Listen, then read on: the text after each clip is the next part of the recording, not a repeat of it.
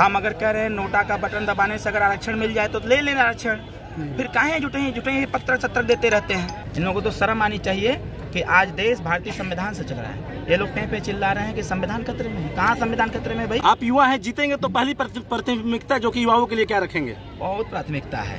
प्राथमिकता में क्या क्या बताएं आपको।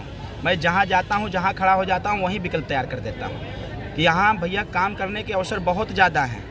मैं पर्टिकुलर किसी एक चीज़, दो चीज़, तीन व्यवस्थाओं पर नहीं चर्चा करना चाहता, लेकिन अगर युवा हमारा दीवाना है तो ये दीवानगी दिखेगी, और जब दिखेगी तो वो सामने भी दिखेगा।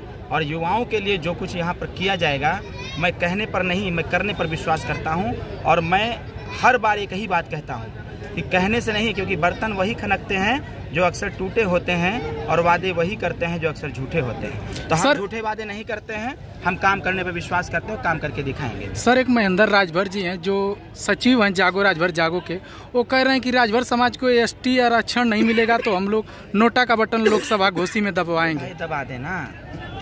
हम अगर कह रहे हैं नोटा का बटन दबाने से अगर आरक्षण मिल जाए तो ले लेना आरक्षण, फिर काहे जुटे पत्र सत्र देते रहते हैं। इन नेताओं के यहाँ, उन नेताओं के यहाँ, उन नेताओं के यहाँ, उन नेताओं के क्यों भटकते रहते हैं?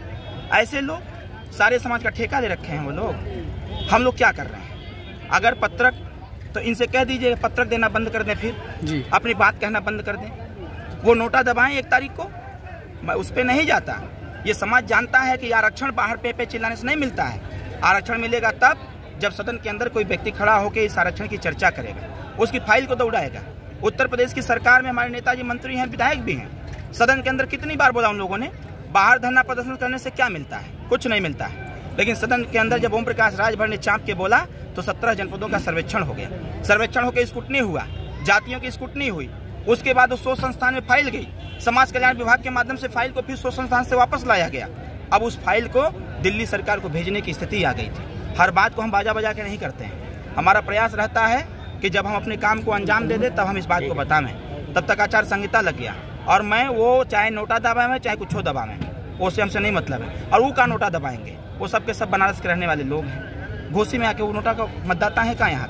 यहाँ के जो मतदाता यहाँ बैठे थे ना, ये लोग जानते हैं अच्छी प्रकार से हमारा आरक्षण तभी मिल पाएगा जब हमारा नेता सदन के अंदर जाएगा।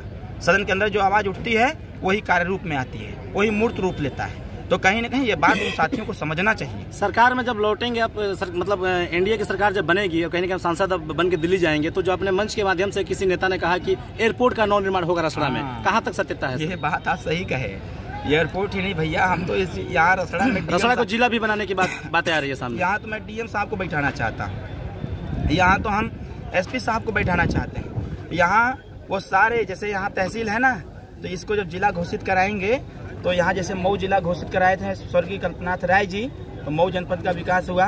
कल्पनाथ राय जी के बाद फिर विकास ठप हो गया।